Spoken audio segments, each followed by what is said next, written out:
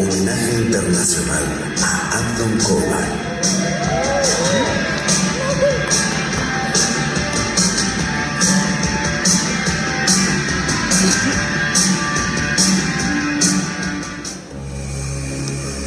Corbijn nació en una familia calvinista holandesa el 20 de mayo de 1955.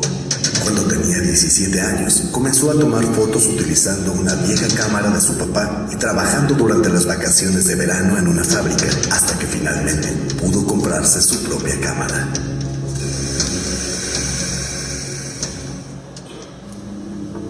Con una foto que tomó en 1973 al pianista, cantante y compositor norteamericano Memphis Slim, Corbijn detonó al inicio de su carrera y esto le ayudó a confiar más en sus habilidades tras la lente y el obturador.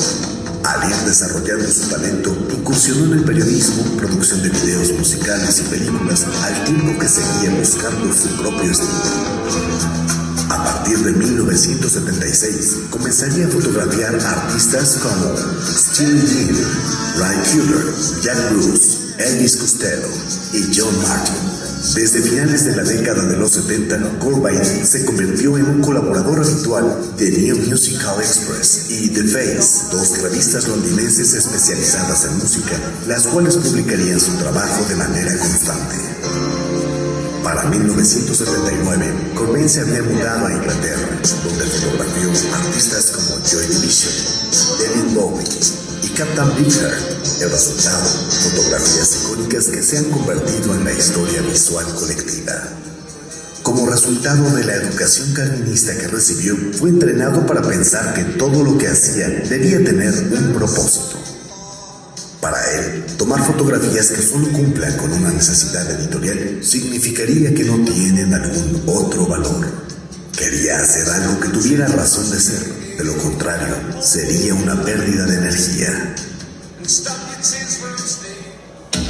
Aunque Corbijn fotografía a artistas, muchos de ellos muy conocidos, él no busca la fama. Esta es una idea errónea, nacida en los medios de comunicación más que en el mundo del arte, donde su trabajo es universalmente reconocido.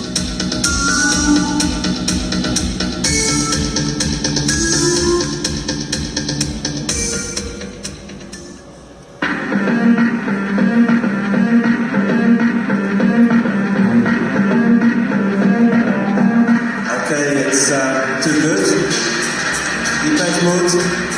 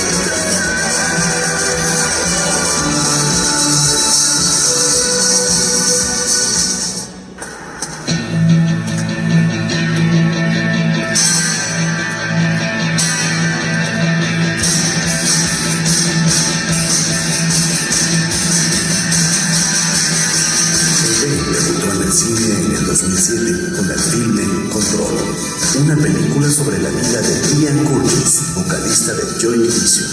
En su estreno, la película recibió críticas muy favorables en el Festival de Cine de Cannes, donde fue la ganadora de la Directors Night por Mejor Película, el premio Reward Youth a la mejor primera y segunda película dirigida y el premio Medal Europe Cinemas a la mejor película europea. En 2010, Corbijn seguiría acrecentando su carrera con el filme de suspenso The American, protagonizada por George Clooney. En febrero de 2012, fue miembro del jurado en la edición 62 del Berlinale, donde el documental Anton Corbijn Inside Out, dirigido por Clark Griswold, fue presentado. En enero de 2014, termina su más reciente película, A Most Wanted Man.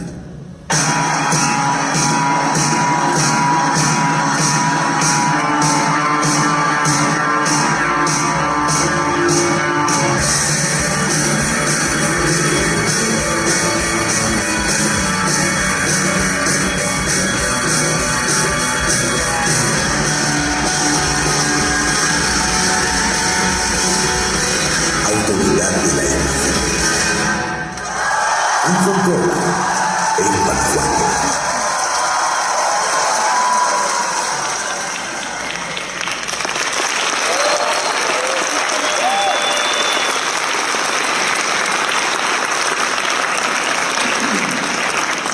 Muy buenos días. Bienvenidos a Giff. Les presento Anton Corbijn.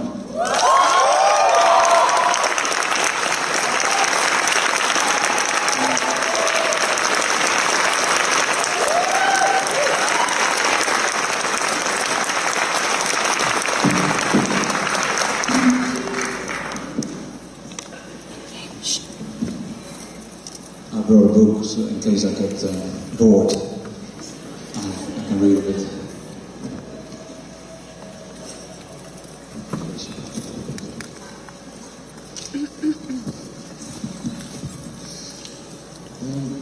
Can you tell us a little bit about your upbringing in your home in Holland, and how did this have an influence on your work? Well, I was born on an island in Holland near Rotterdam, and I was the son of a preacher man, and religion tends to be more stringent in isolated places, so I felt I grew up in a very religious environment. And we moved from the island when I was 11, so I was kind of formed in a way, and that's, I feel, something you can see back in my work. Because it's very hard for me to make photographs that you just throw away. I always want to give you something in the photograph. Although I know that sounds really pretentious, and I'm not sure what I'm giving you in the photograph, but I find it hard to make things that I throw away stuff. I've tried at some point to get rid of this, what I felt was like a galvanistic weight on my shoulders, which filtered into my work. And I did a series called 33 Still Lives. But I failed in that sense because I still made photographs that meant something. So then I realized that maybe it's a strength rather than a weakness, so I'm not fighting it anymore. What was it exactly about photography? Why did you choose holding up photography over everything else? I had no artistic upbringing at all, and I had a big love of music, but I was also quite shy when I was young. And when one summer we moved cities, and I didn't know anybody because I hadn't gone to school yet, so I was just on 17. I wanted to go to a concert and I felt too shy to go, and I asked if I could borrow my father's camera, so then I could walk to the front of the stage. At least when you're shy, you think that everybody looks at you and wonder what you're doing. So I took a camera to the front of the stage and took a few pictures, And I thought that was great. I got them developed, I sent it to a magazine and they printed it. And I felt, well, this is amazing. If I use a camera, I can connect to what I really love, which is music. So it started purely as a love for music, and then it developed into a love for photography itself. Now, when you say about, like, you don't want to just take pictures and throw them away, with the advent of digital photography, has it been more difficult or easier to let go of some of these photographs? Well, I hate to disappoint you guys. You're all very modern, of course. I still shoot analog, so I don't have that problem. And I don't shoot very much. I shoot quite quick and not a lot, which I sometimes regret, but I always feel I'm imposing on the other person. So, and you get bored. Let's face it. If you take a photograph of somebody over a whole day, you know, there's a level where both of you will be very bored. I'm not sure what to get out of it. But, How did you first make the jump from a small town in the Netherlands to the big city of London? Oh, I thought here. Well, it's in stages, I guess. With my parents, I moved from a small village on the island to another village outside the island, then to a smaller town, and then on my own I went to a place called The Hague. And then I went from there to London. So it's in steps. But London, of course, is a very major city, and it gave my work an incredible opportunity to get published and seen. It wasn't really the reason I went. I went because I really loved the music that came out of England in the late 70s. And I also felt Holland wasn't really appreciative of my work. And they always said it was too dark. Looking back on it, they might have had a point, but at the time I disagreed very strongly. And in England, I came late '79. People did like my photographs, and I got published a lot, and that said everything. And how did you manage to get yourself noticed? What was the technique that you used, or were you just persistent? I think the way I photographed is maybe quite old-fashioned, like portraiture. But whatever it was, people in England were photographing differently. So it was different than what the other photographers were showing, I guess. And when I just started photography, I developed it myself, of course. And I was always so in a rush to see what I made, that I never waited for the temperature of the water to be proper 20 degrees.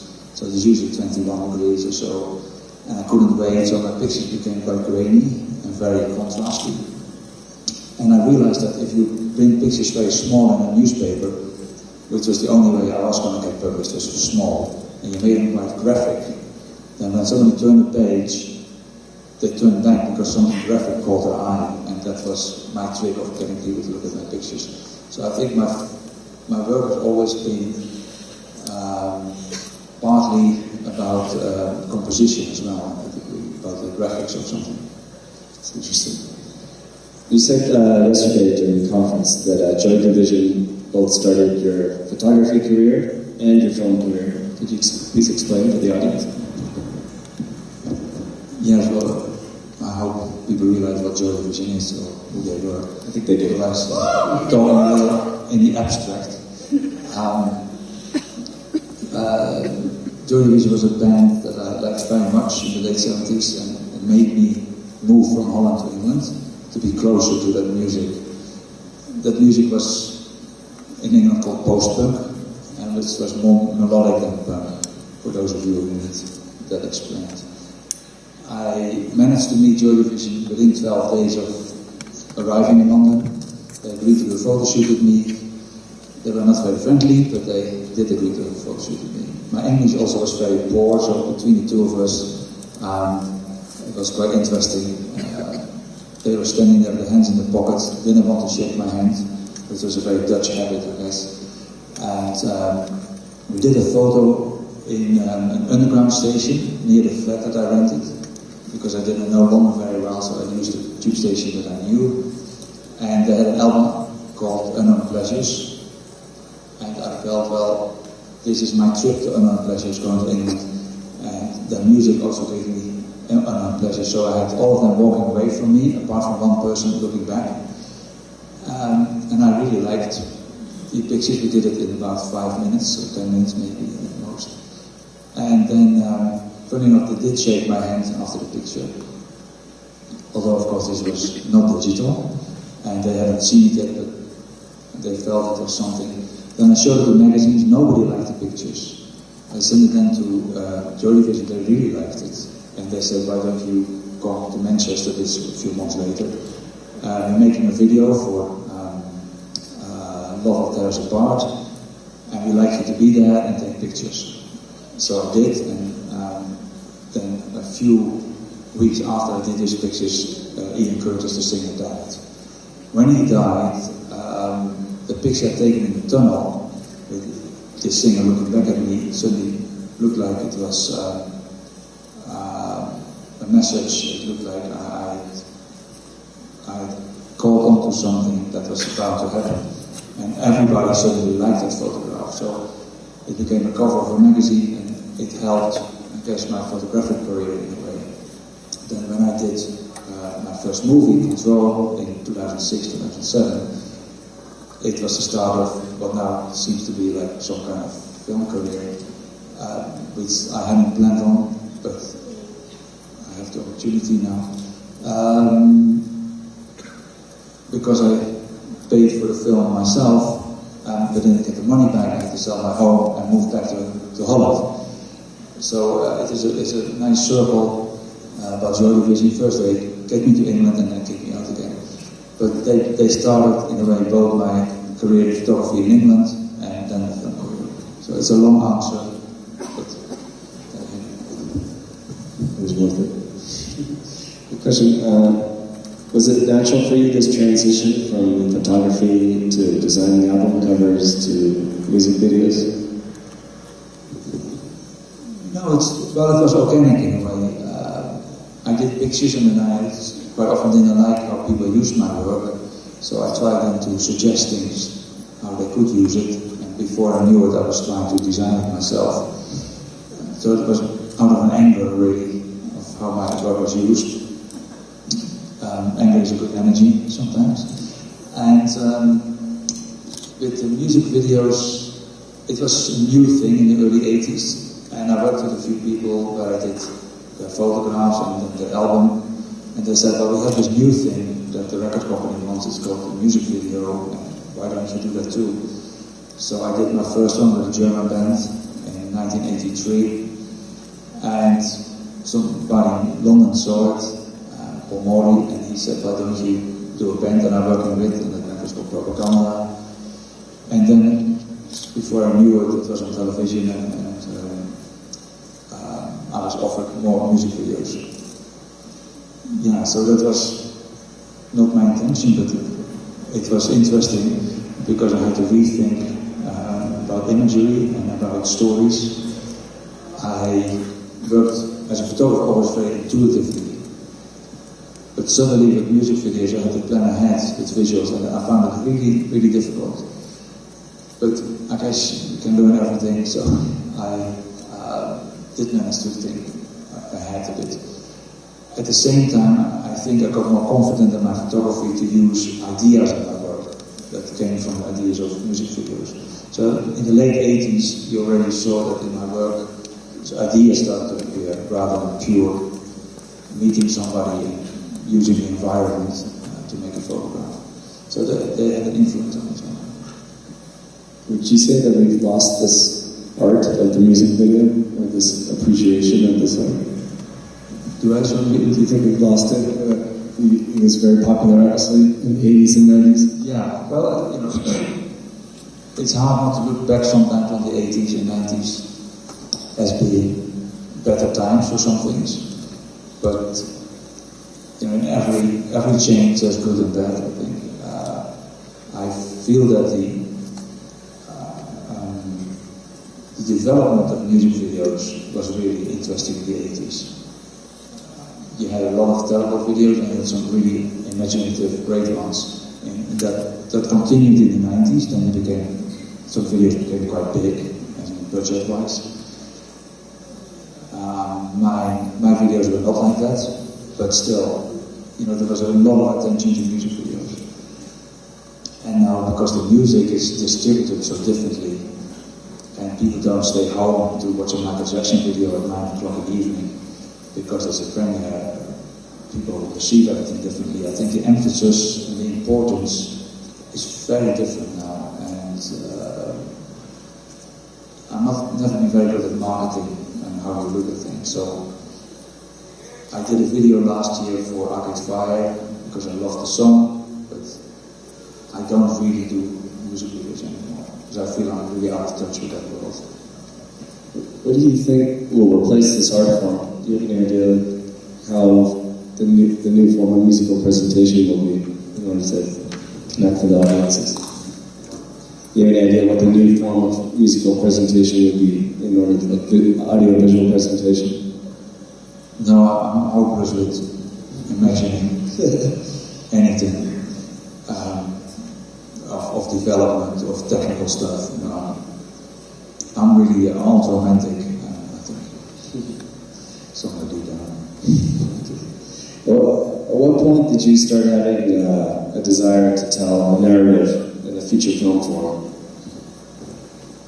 I think it came from the idea that I use narrative in my music videos. I mean, there's always an idea that somebody goes from A to B, sometimes literally, in my videos. And a lot of people said, well, it's like a movie. And they got me to read scripts and stuff, and I never felt the courage to say, well, I believe in myself as a director, I can make this into a film.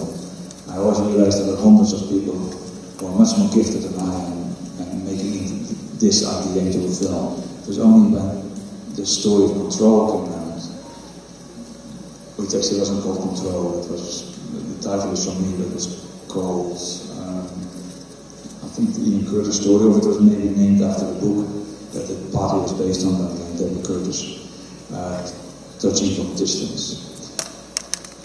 That I felt, okay, I knew Ian Curtis, Joy Division meant a lot to me when I was young. I remember England in those years, and maybe because of my emotional connection, and I was there, I should try to make this a movie. And I did, but I had no agent, I was working in the blind, and that's why I had to sell my house, because I had no advice from anybody. But it was a fantastic time. I would do it again if I was at that point in time to make the decision. I think of it back very often. It's quite interesting with films, because you tend to be in one location or two locations for quite a few months, so every film has its own memories in terms of the food you ate or the town you lived in. Because you live in the place for 3, 4, 5 months, so it becomes a very important memory of a movie. And the movie Control, although it was set in Macclesfield and Manchester, the people from Manchester, the council was so unhelpful, we actually filmed in Nottingham, not in Manchester. Unhelpful. Very unhelpful. Macclesfield we did film, and for those of you who have seen the film, the house where Ian Curtis lives is the real house where he lived. It was so small, and it was on a corner, so the rooms were on a point like from a cake, if you cut a cake. So we couldn't film inside it, you couldn't move a camera in there. And so the inside of all the interiors in the film are built in the studio to scale a bit larger, and the outside is the real place.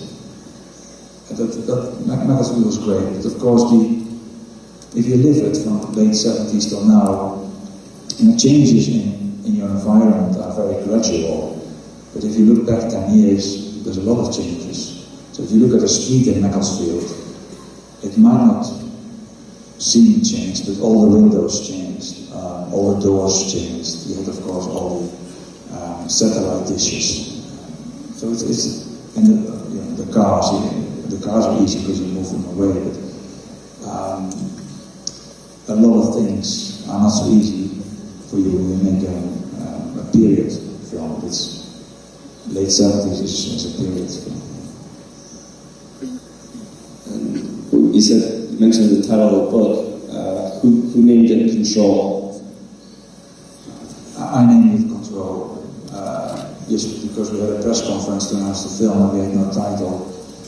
And I felt, well, She's Lost Control was such a great song. And in a way, Ian wanted to have control over his life, so it felt apt. But it was chosen at a very spur of the moment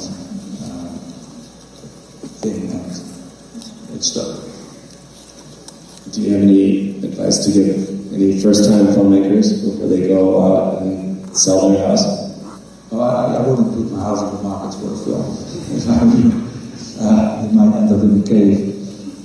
But yeah, I guess you have to be incredibly passionate, because that's the only way I survived it. But I'm sure most of you have a lot more knowledge about film and what it entails to make a film than I ever had. So I'm sure you're a step ahead. Well, I know that you had a personal connection with Control, but how do you choose your other projects? How did you come to the American? How did you come to Most Wanted Man? The American was really a kind of reaction to Control. I felt, okay, I've done a film about something I knew something about, in England, in black and white, independent film, English actors. So I read a lot of books and scripts, and there was a book, actually I forgot the title now. It was not called The American for sure. It's from Martin Booth, who had passed away by then. And it was about an English guy who escaped, well, he hid in Italy, studying butterflies. And, but he was a hitman in retirement. And I always wanted to make a western. Now, this story was not really a western, but I felt the setting could become a western. The mountains in Italy, and somebody who escapes his past. Then the past catches up with him, so people come to the town to kill him. And there's a shooter. And then in the town he connects it with the prostitute and the priest. And I felt that was a very thin structure for a western, spaghetti western. And because of my experience with Control, I now wanted to work with non-English actors. So I asked an American actor, George Clooney, to be the lead, and I wanted to make a movie called Il Americano, which is incorrect Italian for saying the American. But that was my reference to spaghetti western in the title. It was a studio film from Hollywood, so they rejected my title, but it became The American. And in the film are still references to spaghetti westerns. Then, after I'd done that film, with all its experiences, let's put it that way, I felt I wanted to do an independent film again. That's something that I cared about in terms of our lives. So after I read the book, Most Wanted Men by John Mackay, I felt that was a subject matter that I cared about because it affects all our lives, how after 9/11 the world changes so quickly and how it influences our freedom. So that was how I came to Most Wanted Men. Very good. And what kind of stories or themes would you like to explore in the future? It's a very good question. Because I actually also like dark comedy. I like the Coen brothers, but they write their own stuff and I don't. Because I do a lot of photography, I have very little time to allow. I find it hard to find time to write. And maybe I'm not capable of it anyway. So I've just made another film and now I want to take some time off to see where I'm actually heading. The new film I made is a film called Live, and that deals with the photographer and subject matter, and the subject matter is James Dean. So it's in a way a biopic, but it only deals with a short period in his life. But if you look at it, then you would say, well, you've done two kind of thrillers and two biopics, and I think that's limiting. I would like to explore other genres. And would you consider doing a series? I'd love to do a series, yeah. Even for The Most Wanted Man, it would be great to do a series because it's very complex. And we left a lot of things out of the book, but if you leave these things in, you could easily make, 5 or 6 hour episodes. We have some photographs that you brought, and I'm curious to know if they managed to get them up. Yeah, I have to also say the film that you saw before it came on, I was very flattered people went to the effort to make that, but not all these pictures were mine. Maybe the pictures that you liked are mine, but this is my life, just in a nutshell. Yeah, I'm not sure where to start. What are we looking at here? Beats me. Like, do we get that? That's my life in books. Regresamos al anterior. But actually, I think there's not that. Okay. This is the complex one. I think if you go too further, there's a simpler version of this. Okay. Very good. ¿Seguimos? ¿Seguimos adelante? Okay. Otra más. These are books. Otra, por favor. Otra más. So now my life looks a lot simpler. So basically, I felt in the middle is my subject matter, where it matters, and then these 4 were my 4 big books and directions of attacking the subject. So the first one is famous on the top, and that's looking in from the outside. Then I became more well known. I changed my photography, and then you see Star Trek just looking in from the inside. Then 33 Still Lives, which is a conceptual book. It were fake film stills with a lot of actors to bring mystery back into photography of so-called celebrities. I hate that word, but in order to be very quick in explaining what I sometimes photograph. And that's then looking out from the inside. Then another conceptual book or work is called A Somebody. And that is a series of self-portraits where I dressed up like deceased musicians in the village where I was born, and it deals with my obsession with music and my parents' obsession with life after death. It was really quite fun to do for me. If you dress up, it's very liberating. And then I felt a little stuck, I have to admit, after this. And I thought, well, I finished what I might have set out to do, and what's next? And whilst I was thinking about, what direction do I do now?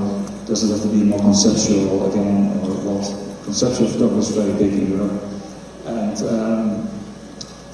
I decided to, not just sit at home where I went to people to photograph them like I normally would do. And meanwhile, I was trying to make movies, so I felt I was postponing the decisions until I realized that the pictures I was doing, which was mostly of painters, was a kind of new direction. But it's portraiture like my old photography, but maybe the experience of all those years take a little bit. It's almost like a hobby. It's lovely to go out with a camera and meet somebody and take a photograph. Somebody you want to meet, somebody whose work you like.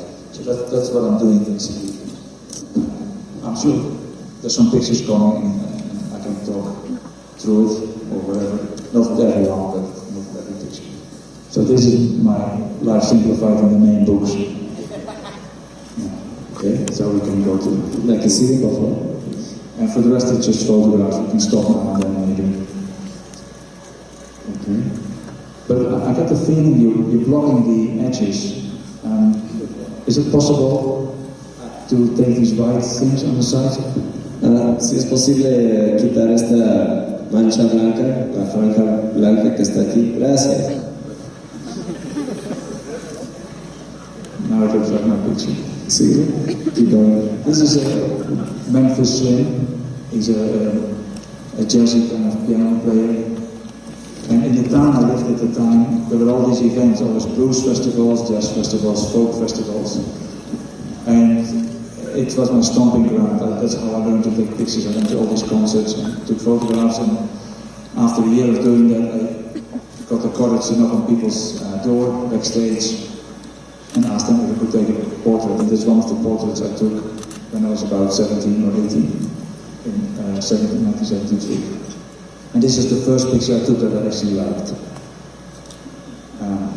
And then in those years I took about one picture a year that I liked. I was very happy. I couldn't really get on film yet the images I had in my head. I mean, we can go on. See that before? I can see it. Yeah, so this is right cooler. I use very little equipment of musicians in my photographs. With this exception, he leans on a guitar case, which is rare for me to use instruments. Whereas when I photograph painters, I love using the canvas. I love anything to do with painting.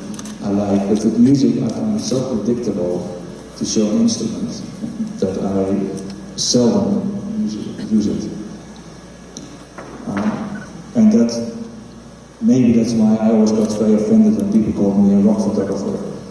Because my lifestyle is not really like that. Like I said, I'm a portrait photographer. I feel that I photograph musicians, but I take them out of that music environment to make a portrait. This is all shot still when I lived in Holland in the 70s. This is in Amsterdam somewhere. And I like the repetitiveness of the echoing of the shape in the background. Let me see it before. This is an American band called Steely Dan, and they were not known for liking to have the photograph taken. They were in Amsterdam and they did an interview in a magazine, and the interviewer persuaded them to do a photograph. And so I came and did this picture in the hotel lobby. And in the background you see a guy sitting there. He was a piano player in the lobby. But it adds to the strangeness of it. This is 1976, and that was the first picture that got noticed outside Holland. They really liked the photograph, and they showed it to Rolling Stone, and Rolling Stone used it. It's, for me, as a young boy in Holland, it sounded amazing. And then they liked it so much they used it on the inner sleeve of the Greatest Hits album. And I got $500 for it.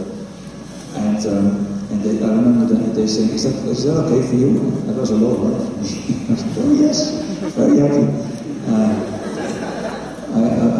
I realize now I could have asked more, but I was still very happy with it.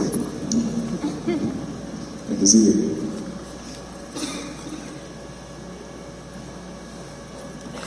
This is the image of Jack Bruce. Jack Bruce was a guitar player with Queen, or bass player, and I loved his solo albums. And this was near a railway station where I lived. I lived in The Hague in a brothel for a year. In Holland, brothels are legal. I'm actually not sure what the situation is in Mexico. But the girls used usually the ground floor, and then they rent out to students the floors above, which is very cheap. I lived there for a year because my father came to visit me, and I had not told him I lived in the brothel, and he was not so happy. So I moved. But this station was near the flat where I lived. And it's also a very simple photograph, but it has something that is timeless. And I think that's what you look for in photographs of portraits, something that will still appeal to you after 10, 20, 30, whatever years. You can see it. So here's my most well-known picture of somebody holding an instrument. It's Elvis Costello with his guitar, and this was very early on in '76 when Elvis just had an album out, and he was staying in this tiny hotel room in Amsterdam. And I went with him to the hotel room, and I had to use a wide-angle lens with my back. I think I stood in a couple actually to get this picture made. So this is how small that room was. And yeah, I photographed Elvis many times since, but it's maybe the strongest image. It doesn't say much about my improvement as a photographer. Okay. Merci. And this is John Martin. John Martin was an amazing singer-songwriter. He was a really tough guy, but he had this angelic-like voice, really beautiful. If you can, just look him up on what is it called, iTunes, or record company, record shop.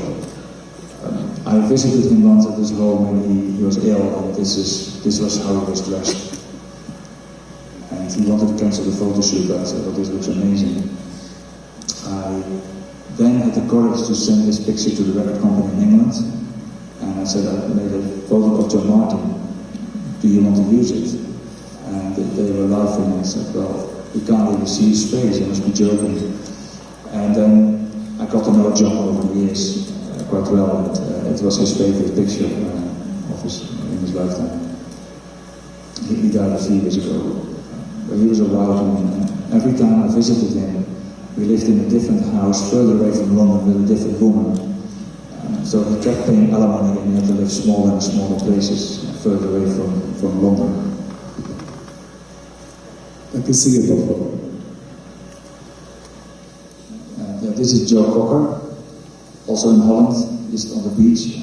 The Hague is a city that's on the beach, on the sea. And Joe Cocker I liked very, very much. He was living very unhealthy in the 70s. But for photography, that's not always a bad thing, unfortunately. Merci.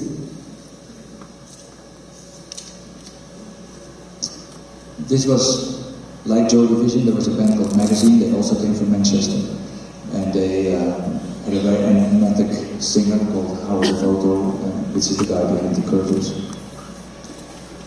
And most of my shoots in Holland were in hotel rooms, because you were one of many people who had to photograph somebody who came to visit Holland, and you were usually allocated only 5 minutes. So I became very inventive in how to use hotel rooms and not make them always look like a hotel room. So I went to the balcony for this picture, and the wind blew, and it was just a good moment. But this is the well-known picture of Joy Division that I spoke to you about, with Ian Curtis on the right, looking back at the camera, and it seemed to be prophetic in its message, but I never intended it that way. I thought for many years, I never told people where the picture was taken, because I didn't want people to copy that photograph. But now they renovated that underground station, so in case you visit London, it's Lancaster Gate, but it doesn't look anything like this. And this is the picture I took of Ian Curtis just before he passed away, at the making of the video for Love Tears Apart.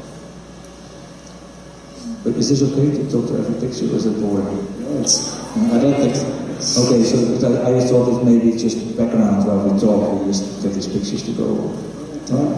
We enjoy it. If I knew we were going to talk about a picture, I would have prepared and show my better work. But anyway, this is B material, of course. John Cale, who was involved underground. This is a different technique. I have to admit I have very few techniques in my photography, as my pictures will testify. But this is done in total darkness. We are holding a torchlight. So you open your camera and you use a torchlight to shine on areas that you want to be seen on camera.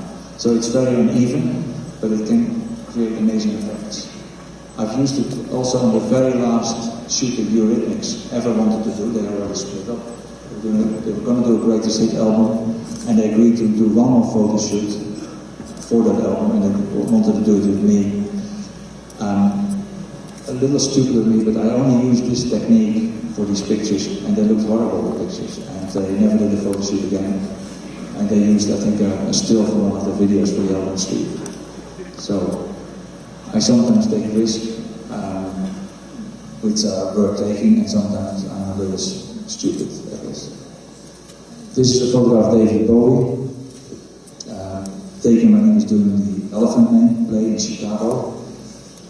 My parents had given me some money to buy a cooker, and I spent an airline ticket to go to Chicago to meet David Bowie. I knew a journalist who was going to interview him, and I stepped along, and they of course said, what are you doing here?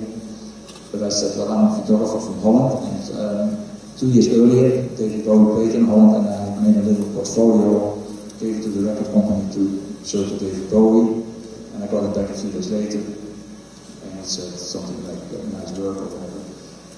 But I felt somebody must have written that.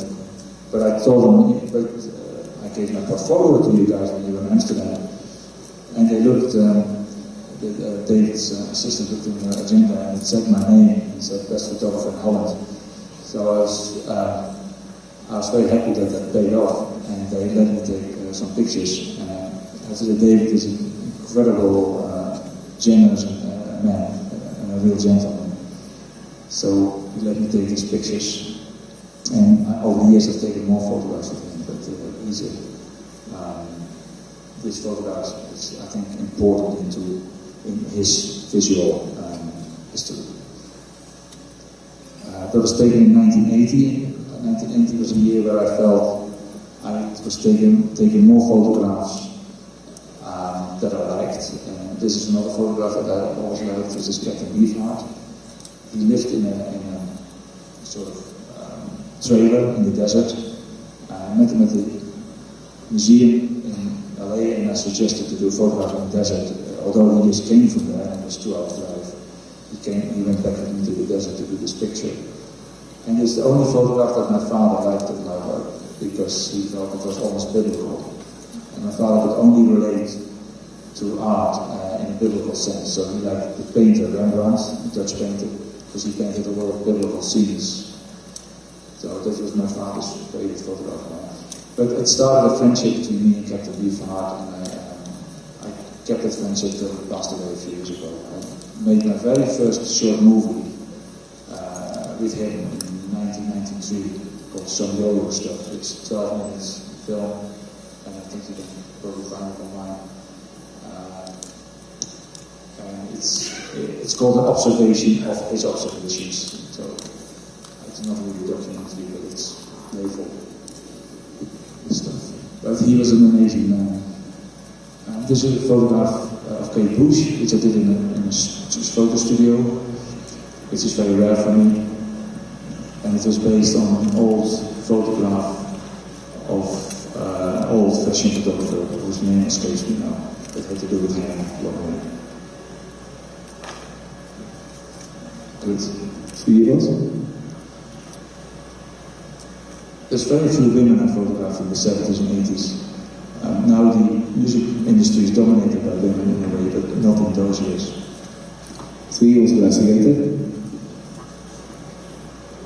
Oh, yeah. He obviously likes Kate Bush. Is that the last photograph?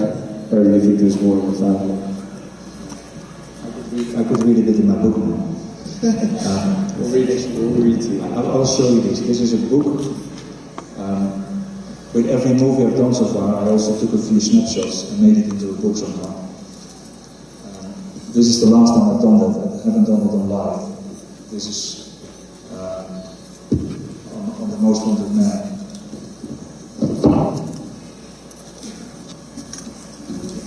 So it's called Looking at the Most Wanted Man. I'm not trying to celebrate, so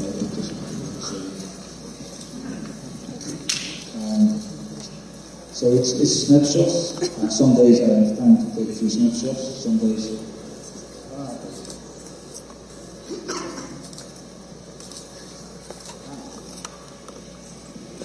So this is Nina Hospital. You can see I write and explain a bit how the movie is made.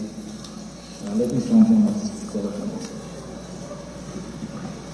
Well, this is the cover image, but that's the image I like very much in the film. It's him standing in the forest. And it's a moment I've I cycled or went by the car past this forest doing filmmaking, and I liked it so much I said, we have to film here something, although I had no idea how to use it. I just filmed Philip standing there and turning around, and we found a place for it in the movie. This is quite a pivotal scene.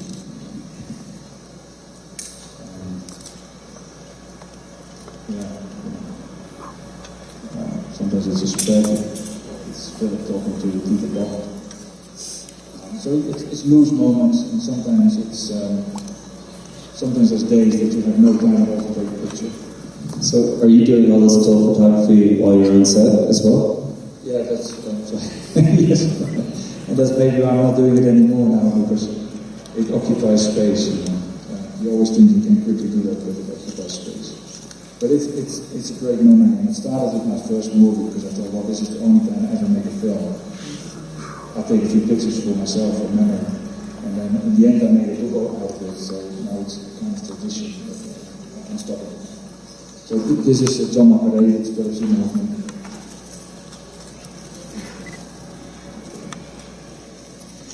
And then my little observations underneath it.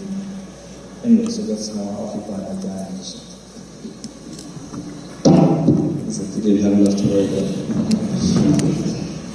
Bueno, vamos a abrir preguntas de la audiencia. Entonces podemos subir las luces de la sala, por favor. Y tenemos unos voluntarios con micrófonos. What happened here? This is Pete Townsend from The Who, a story about an English person in London, or English gentleman, so I thought. I use a London taxi, and behind him is the Bank of England, so it's very, very British. This is my idea of doing a portrait. I never studied anything about visuals, but portrait is meant to be much closer up, of course, but I always like environment. I always like people in that environment.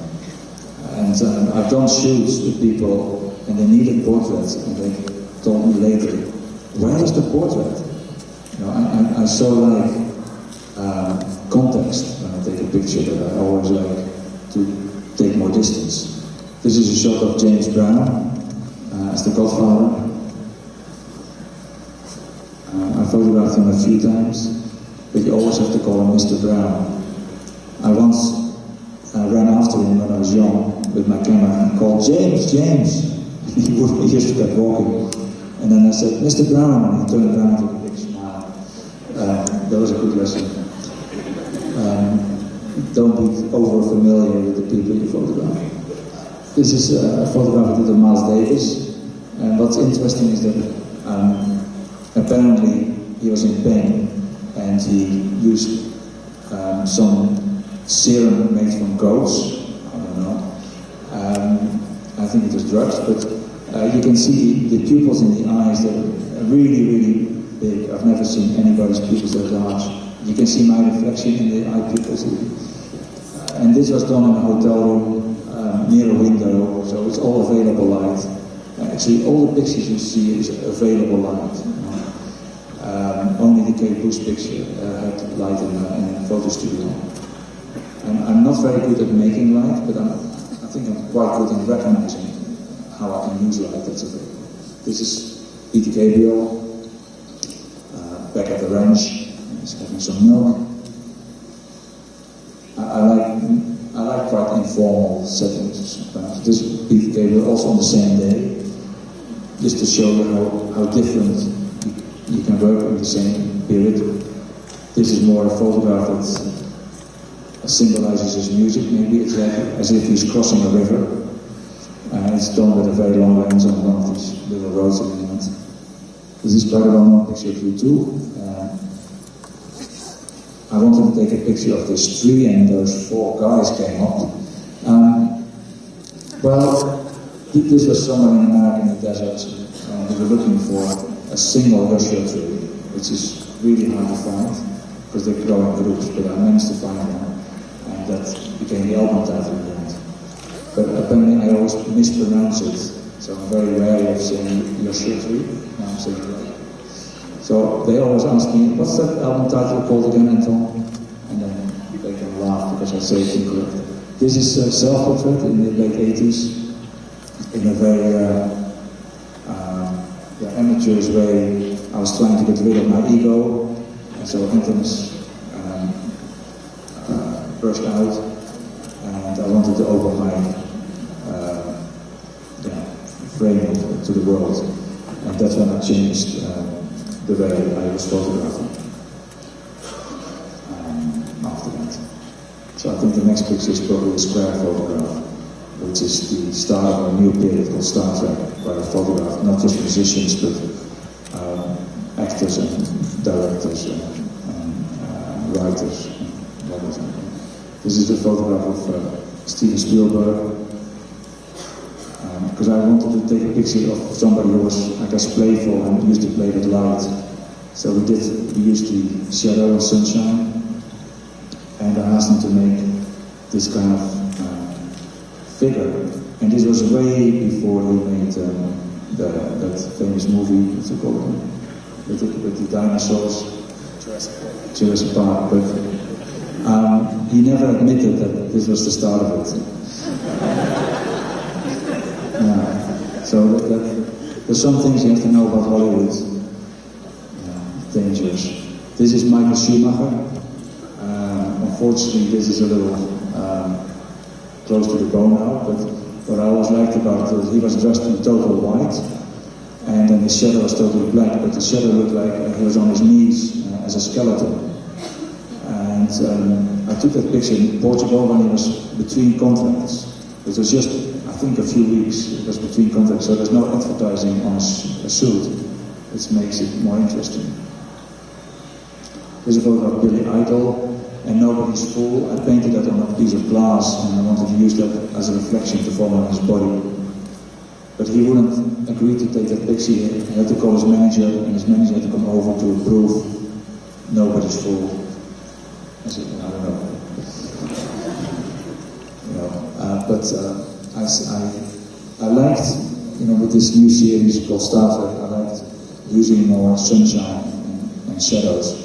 Because I moved for a while to LA out of this Dutch sky, which is always grey.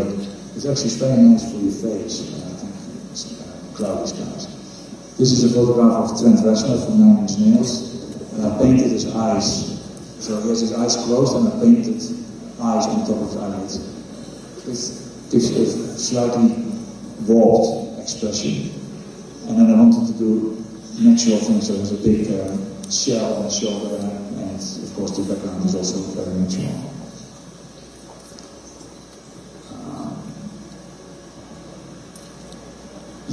So like I said, in the 80s, because of my videos, I started to use ideas in photography, so this is obviously a more playful image than my old work. This is Lenny Kravitz at home. So don't visit. This is Mick Jagger. I was asked to do a photo shoot for Rolling Stone magazine with Mick Jagger. Oh, no, actually with the Rolling Stones. And I said, I'm happy to do that, but I think the image these days is so boring. It's all done in photo studios, and I like that images so much from the 70s and 60s. They were provocative and had wild energy. So I said, I want to do something with masks, because it refers back to some of the old stuff, and they were doing an album called Voodoo Lounge, and I thought it was very fitting. So I was going to do this in the area of Toronto, where the Stones were rehearsing, and I told the magazine I want to do with masks. And then I got a call back from the PR lady of the Rolling Stones saying, we're not doing anything with masks. And I said, well, then I'm not doing the shoot. So the next thing I knew that Mick Jagger called my home and said, what's this thing about the masks? But anyway, in the end we did the picture with the mask, and they were very successful for them. And I did many shoots with them since. They're friends. This is Krista Turlington. She's a model. I shoot very few models, only actually once I know them a little bit socially. So it's never about the clothes, as you can tell. It's about the persons. We were staying with a friend of mine in Ireland, and it was raining, and I was supposed to do a shoot with her and Naomi Campbell. And it was raining, and said, why don't we do some pictures in the rain together? And that's what came out of it. Yeah, and this is Naomi Campbell. This is not her reaction to the other picture. For those of you who try to link my work, no, don't go that far.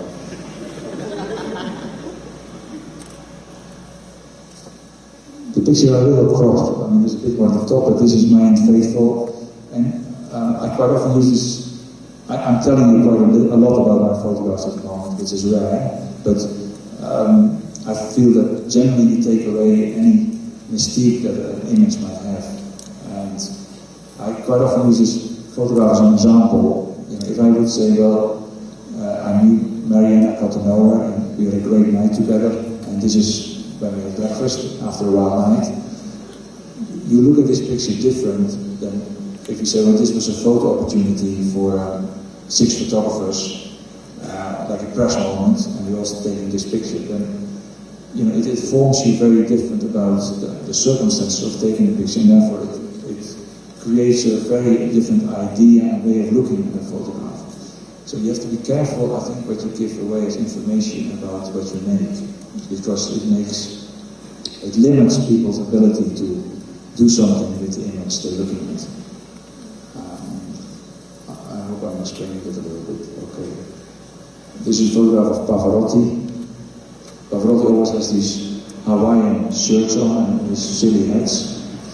But he is a really dark man, I found, and you could see it on stage sometimes, but as a general public perception, he wanted to have this light-hearted image.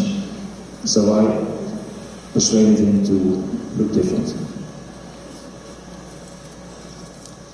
And this again is the same method that I used with the torch that I did with John Cale. This is Brian Eno, and it's based on an old Diane Arbus picture where she photographed a little boy in Central Park that holds toy grenades. So Brian Eno holds CDs.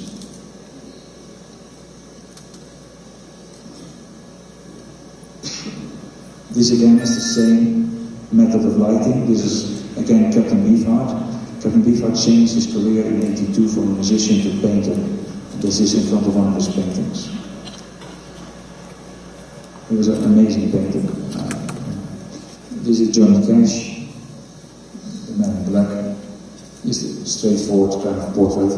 But again, I would call this a portrait. Most magazines would like to have a picture of the face and shoulders, I guess. But I always prefer more environment around somebody.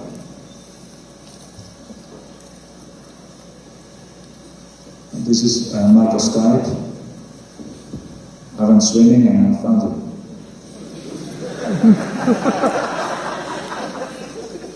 This could be true, but it might also not be true. But what is nice about it, I think, is that the horizon is not straight, amongst other things. And this is B-Boy. He's the singer of U2. One of my most photographed subjects, and a great guy to photograph, and a great guy full stop. This is during a shoot we did for one of the albums, Summer in America. This is Tom Waits, also somebody I photographed since the late 70s. Tom and me usually go out in his car and we drive somewhere and find places to take a picture. It's very organic. But sometimes we have ideas in advance, and Tom always has ideas. Whether it's throwing a little bomb or dressing up. But it's very basic what we do. And it's one of my favorite pastimes, actually, going out with Tom in the car and film operations. And we shoot every other year, I guess, over the years.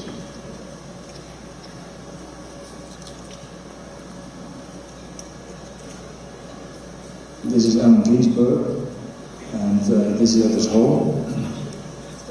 And Allen Ginsberg was also, apart from a great poet, he was also a photographer.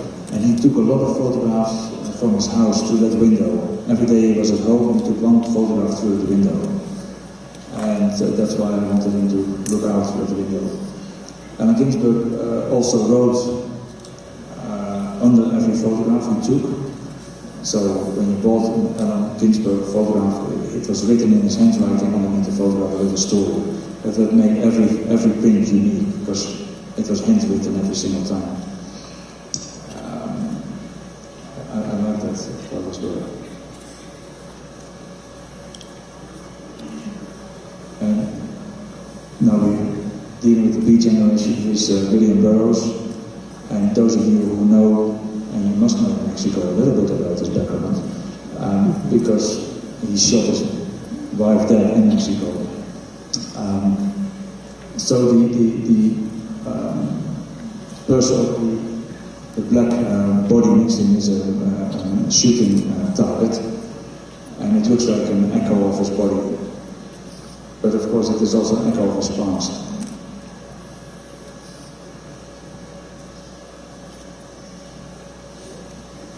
And this is Clint Eastwood in Cannes. So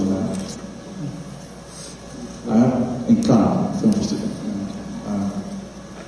I was introduced to him and I asked if I could take his photograph, and he gave me 1 minute. And I did this picture. But it's sometimes very stressful. Somebody gives you 1 minute.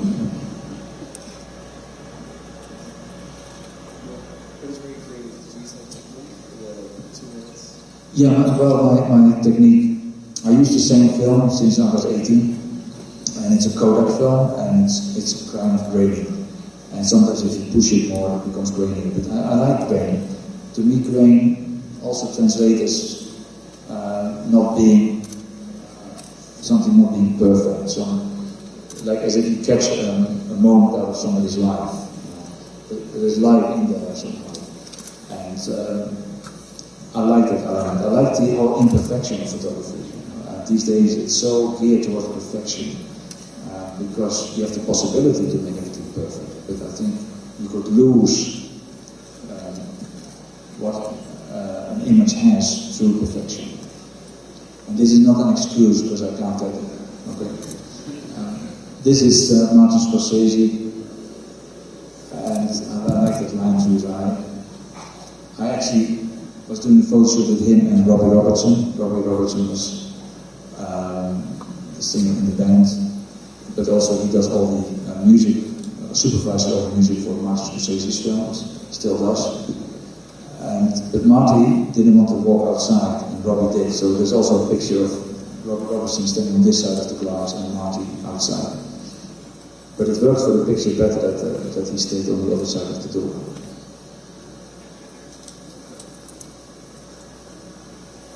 Okay, this is a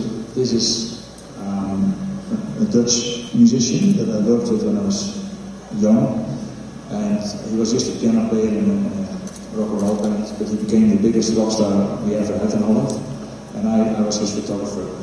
And this is one of the reasons why I did my film called Life, which is based on Dennis Stock, the photographer with James Dean, because it's interesting when you think you're on the same level, like you think I'm doing this for him, the person you photograph and think, well, I'm doing him a favor. Until the moment that balance changes where, like James Dean became really famous, or this guy became incredibly famous in Holland. And when I was young, I didn't understand that everybody was photographing him now, and I thought it was my kind of model, my muse.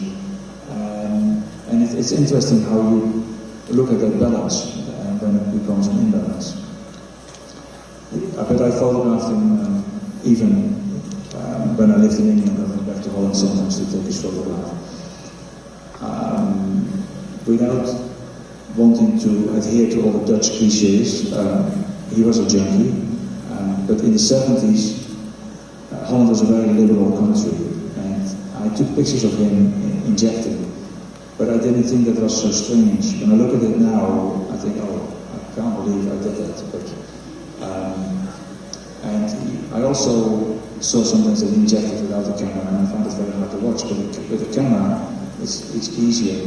And I guess when you're a war photographer or in really dangerous situations, you might feel that the camera somehow protect you, or at least is a layer between you and what you're actually seeing. Which is the only way I can understand that somebody would be a war photographer, because it's so horrendous what you must be looking at sometimes. This is not a picture of the same person, Herman Booth, so we can maybe go through these a bit faster. Because it's more about, long-term work relationships with some people, like V2 or Depeche Mode or Tom Waits or Herman, or there's a few other people. R.E.M. is a long-term relationship, and John Martin also. Podemos seguir, por favor. This is the first time I photographed Tom Waits backstage somewhere in Amsterdam. And it was in the 70s, things were not so official as they are now. It was much easier to go at a concert to the stage and take a picture. It was much easier to get backstage and take a picture. So this was not really arranged. I saw Tom sitting there and I took the photograph. See you.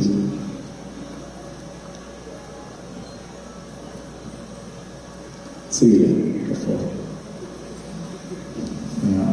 Well, they're thinking his last name means you have to hang on to this picture. It's just his last name. Vamos a reiterar. ¿Ya podemos seguirle?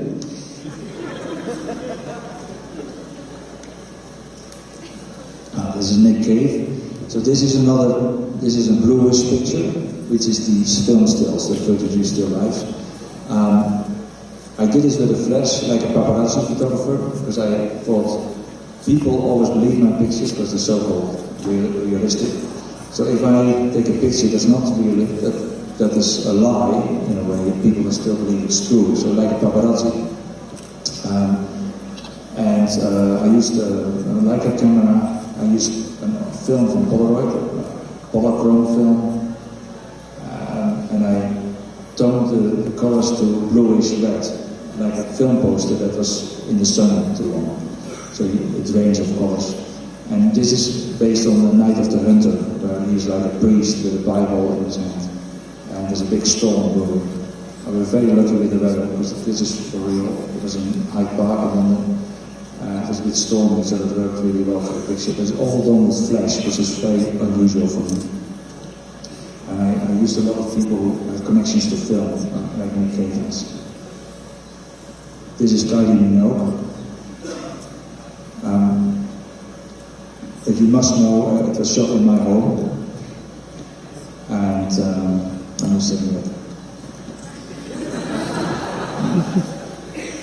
But this is then based again on a Hitchcock photograph or film, and again, it's like you're spying on somebody with like a paparazzi taking a snapshot.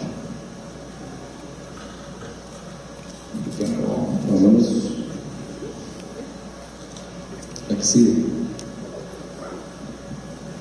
I can see what he likes. It's Tom Waits and Corbijn, you know. This is Lars von Trier, and this is, in his defense, it was midwinter, and in Denmark, I had done an interview in Copenhagen at a little exhibition. And they asked me, so who else do you like to photograph? So I mentioned a few people, amongst whom Lars von Trier. But the headline the next day read, I want to photograph Lars von Trier, and I thought it was quite offensive, given Copenhagen is his hometown. So I called his office and said, I'm really sorry, it was not meant to come out like that. And they called back and said, since you're in town, he wants to invite you for lunch. So I went to his home, and he made lunch for me, and we talked about a lot of stuff. We talked about when he was a cameraman in the 70s, when he filmed some pornography. And I said to him, well, and he said everybody participated. And I said, well, as a cameraman, it's a little more difficult, I guess. Apparently not. And then the other story he told me was that a French photographer had come all the way to Copenhagen to take a picture of him. And that was based on the film Europa, where he's a lot of places in a train, and she wanted to take a photograph of him in a train. And he said, I don't do trains. So she ended up taking a picture of him wearing a suit standing in the water. So after the meal, we had a few schnapps, of course, he said to me, so you want to take a picture of me? I said, sure. So what is the idea? And I thought, well, he's just been talking about pornography. He's been talking about changing people's ideas, what they want to do. So I just said, well, you naked in the garden with a wheelbarrow. And he said, okay. I had thought that was the start of the discussion, but he did it immediately, and I thought it was really great of him.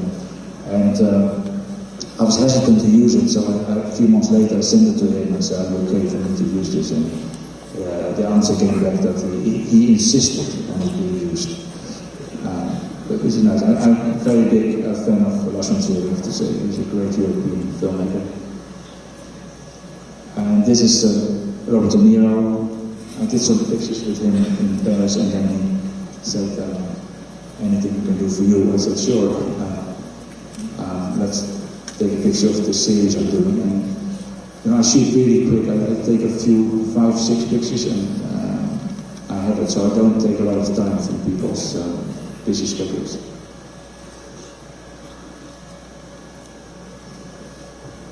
And this is a photograph of Johnny Depp on the phone. But this is what I meant earlier when I said I wanted to do a throwaway picture. I didn't want this photography that always has layers of it, but all these pictures were my idea of throwaway pictures, but they are not at all. And what is nice, you see on his hand, you see a tattoo of it, the number 3, and if you look at it, there's 3 shapes in the picture that are similar. The real phone, the image of the phone, and the lamppost above him is 3 similar images.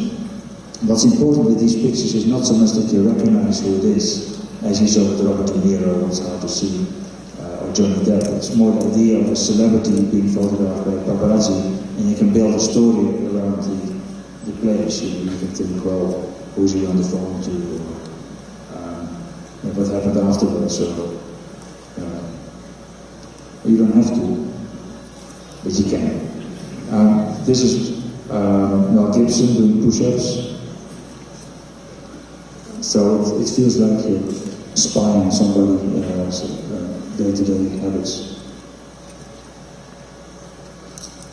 Next, please. Is there only one push-up? Seguimos.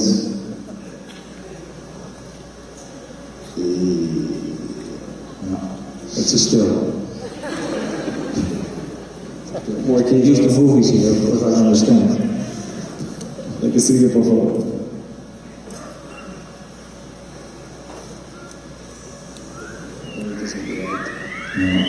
Yeah, okay, good. This is Dennis Hopper. And, again, it's you can imagine or you can build a story around this. Are there corpses? Maybe it's the Museum of the Mummies, building up in Germany, where this picture is taken.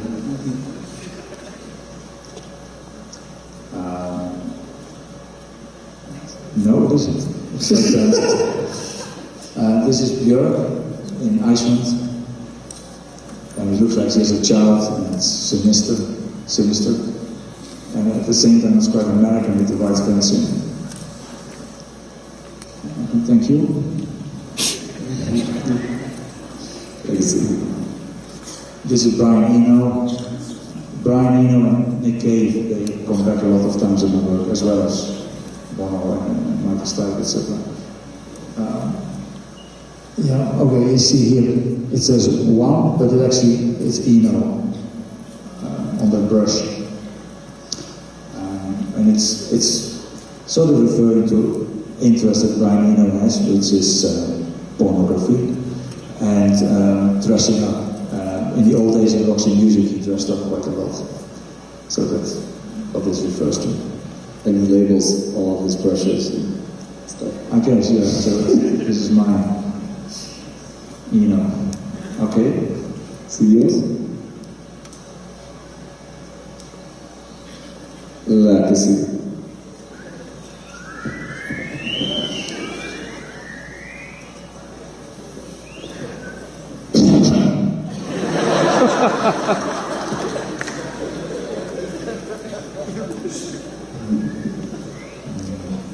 Gracias. So lunch break. So this is the next series again. Perdimos una. ¿Qué fue la otra? ¿Una para atrás? We take all our comments back. It's wonderful projection. Una para atrás. So this is from a series called A Somebody, and it's the series where I dress up as diseased musicians in this village where I was born. Now, A Somebody was in a way admitting to myself that all my life I've wanted to be somebody. I was very serious there. This is the house where I was born. This is meant to be George Harrison, so all these pictures are called A. Harrison. So you could read it as a version of Harrison or Anton Harrison. It's open. And they're based sometimes on old pictures of these people.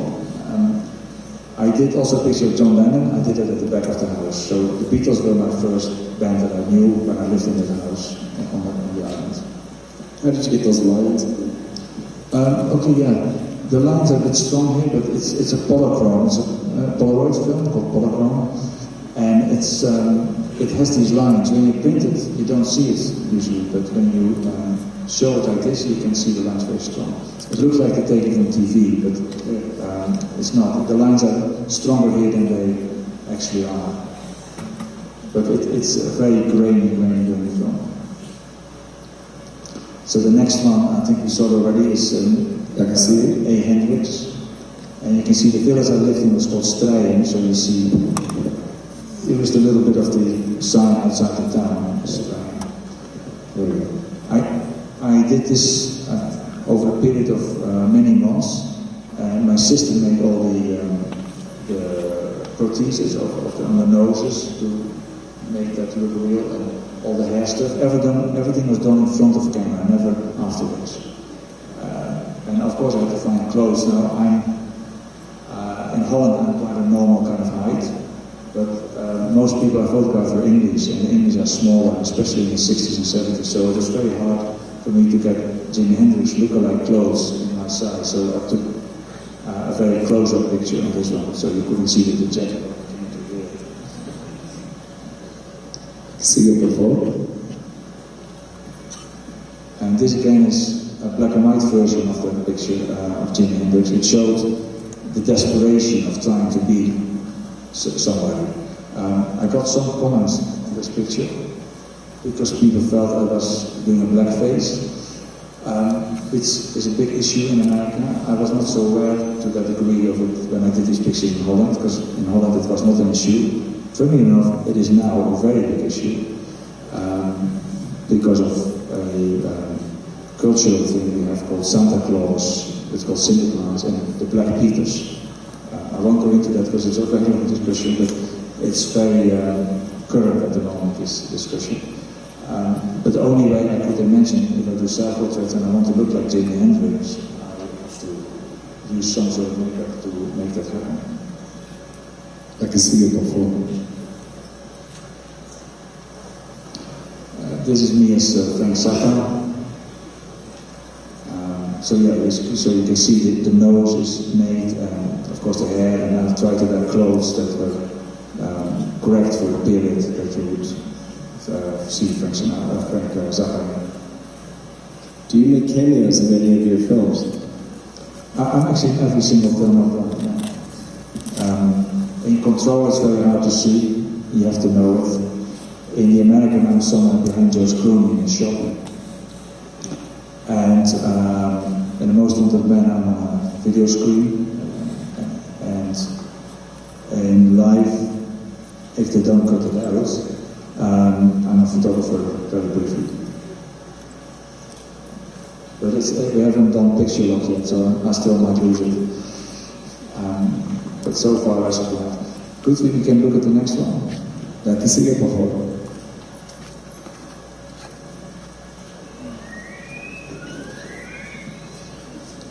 La que sigue. Okay, again, this is in his photo studio, it's the black and white version of it, so you can see the makeup better. La que sigue. So I did a series of 21 people, both in color in the village and then again in the photo studio is pure.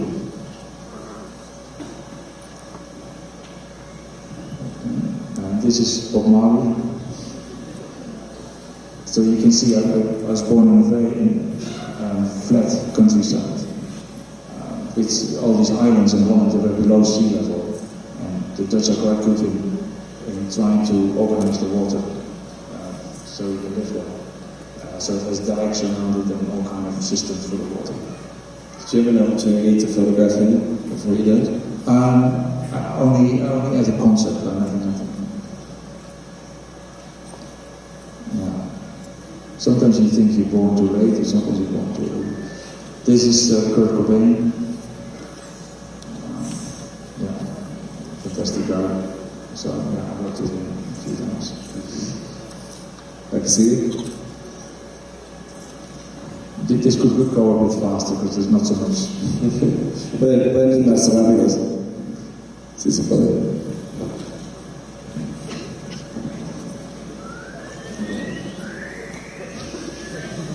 See, this is me as Freddie Mercury. And the building behind me was the hairdresser where I, as a kid, used to go. And it was still there. I took the picture. The picture was taken in 2001, 2002. Oh, yeah, this is how to see this. All the black and white pictures put together. And it's a piece called Heaven.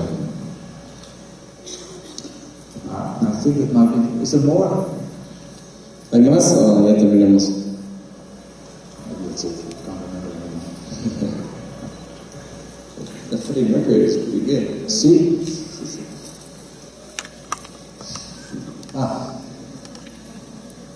So, this is maybe some painters. This is again Captain Beefheart as a painter.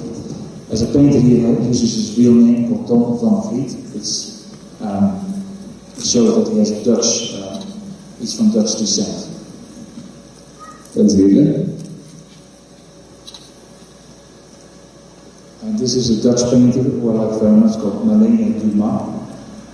I did a show with her together called Stripping Girls. I photographed the girls who stripped and she made paintings of them. This is Sir Passelich.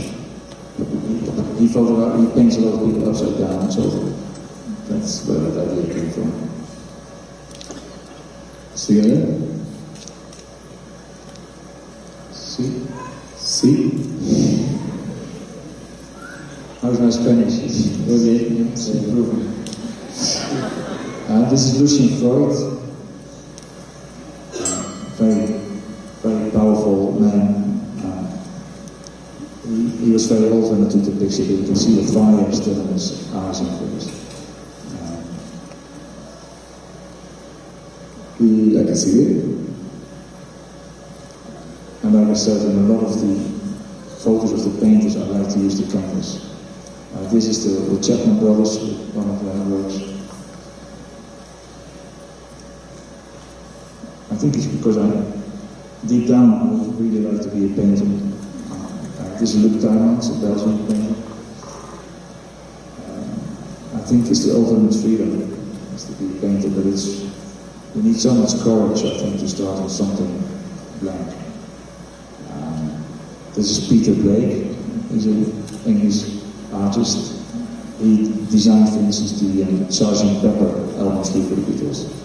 So he's called a pop artist. This is Richard Prince, one of his paintings of the nurses.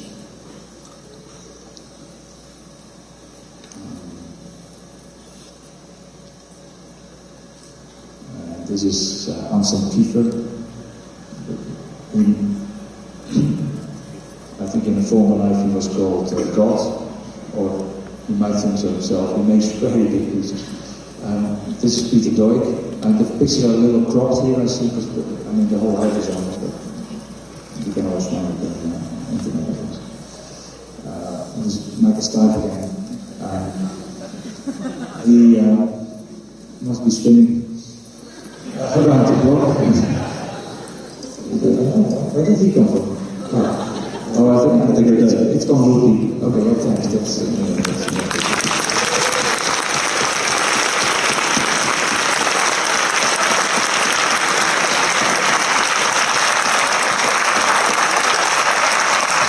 It's always easy to talk about your older work.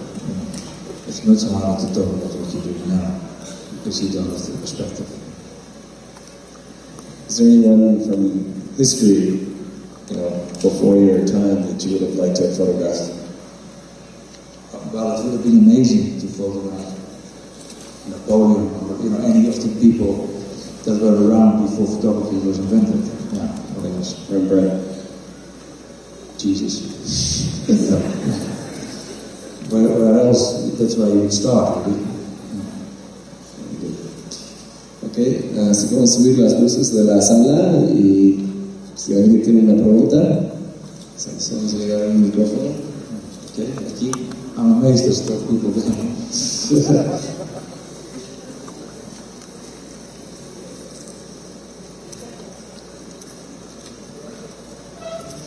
A mí me gustaría saber en qué momento decides si fotografiar en blanco y negro o a color y qué te lleva a tomar esa decisión. In what moment did you decide to use black and white, and how did you arrive at that decision?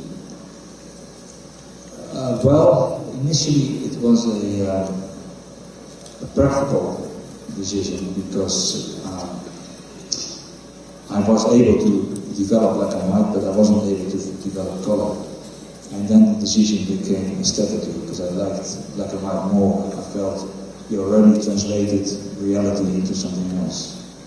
And I still like black and white more than color. And when I take a color picture, I never know what it's going to look like. When I take a black and white picture, I know exactly what it's going to look like. So,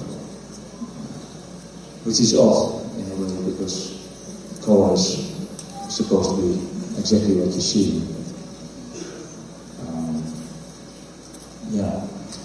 In film, I find it easier to work in color than in black and white, or than in photography.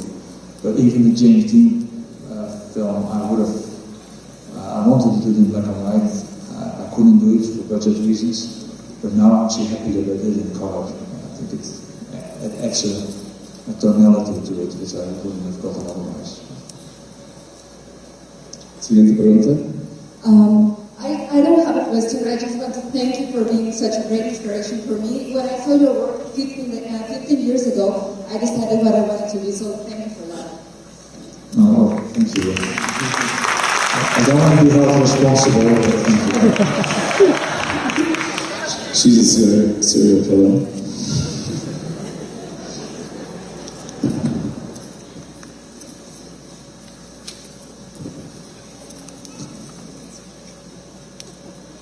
Thank you for coming here today. I have two questions. The first question would be, you mentioned that you didn't have any proper training in visual arts. Did you go through a creative process in where you discovered your creativity and where you applied it intuitively in your work? Well, I think it was a gradual thing. It was in the beginning. Like I said, there was a love of music, and I used to use the camera because that was the tool to get closer to music. And then once I started taking pictures, I started to look at what other pictures were around and how to maybe achieve that. And I became more aware of what photography could mean. My reference when I was young was just magazines, or music magazines, or record sleeves. I didn't go to galleries or museums. In the early 70s, there was not photography was not really considered a big art form in those days. And I attempted to go to art college, but I went to the 3 big ones in Holland, and none of them would have me. And so I developed it more, myself. And I discovered that what people then call your style is basically your inability to do it any other way. So your inability becomes your strength.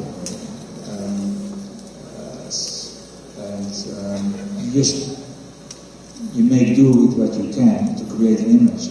Somehow that is different than how other people find solutions for things, and that becomes your style.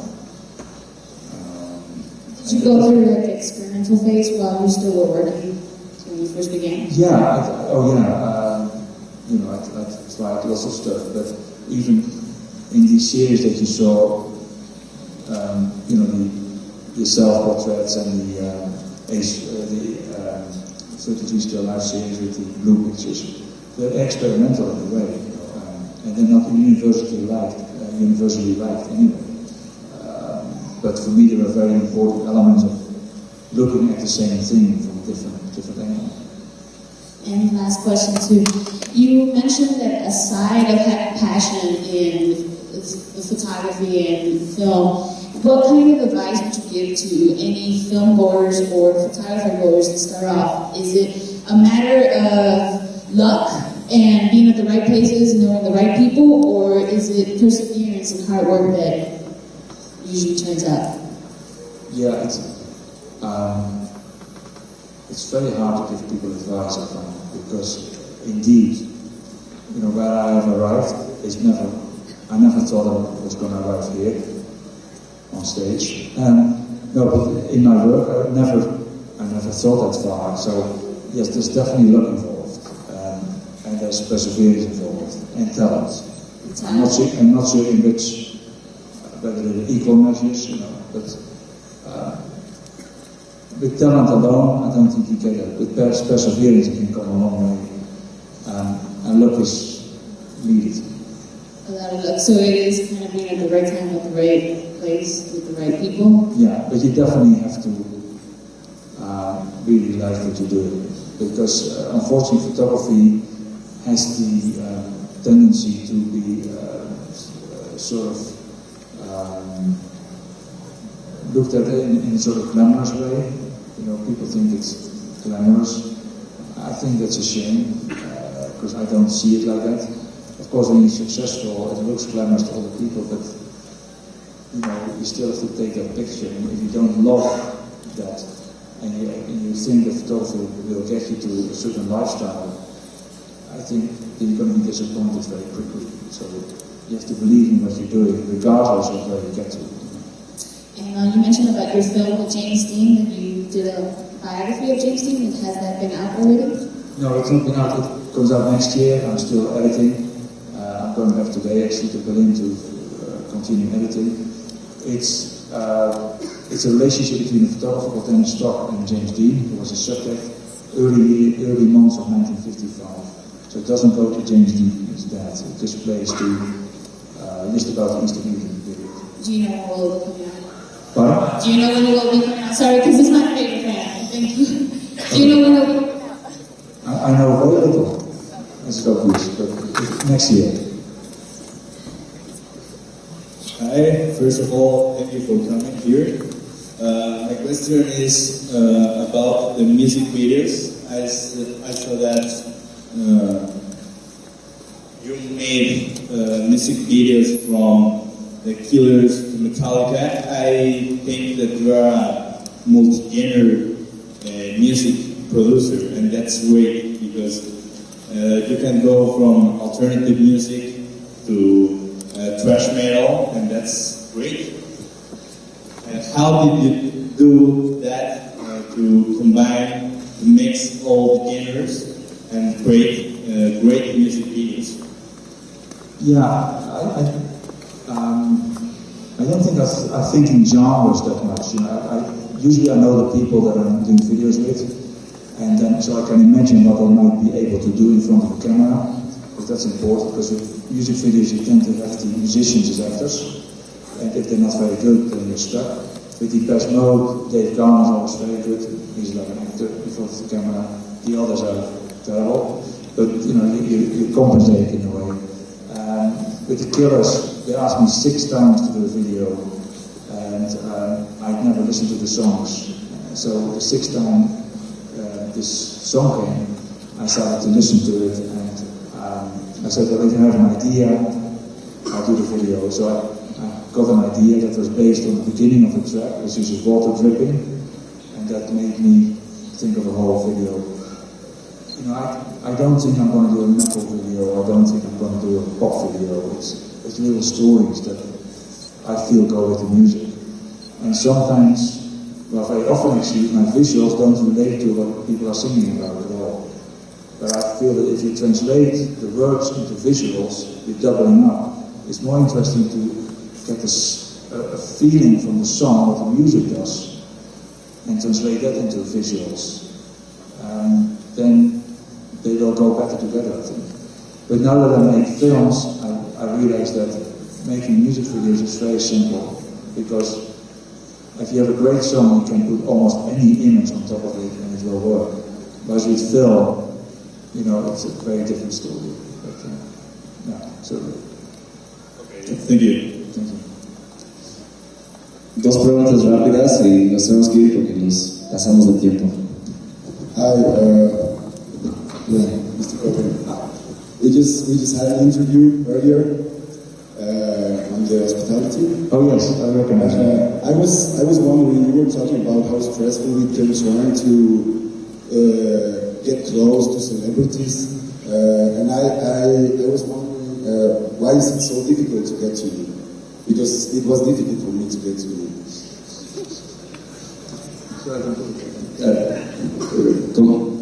¿Por qué medio intentó comunicarse con él? Sí, porque fue tan difícil tener contacto con él, siendo que es una persona que pues nos está contando lo difícil que es y lo estresante que es. No entiendo porque... ¿A través de su sitio web intentó?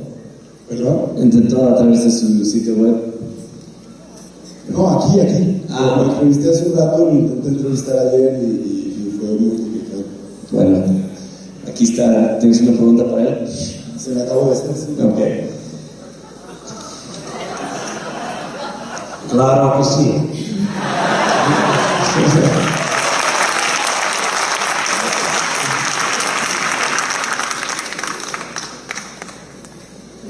La última pregunta, por favor. Did I just answer that? Kind of.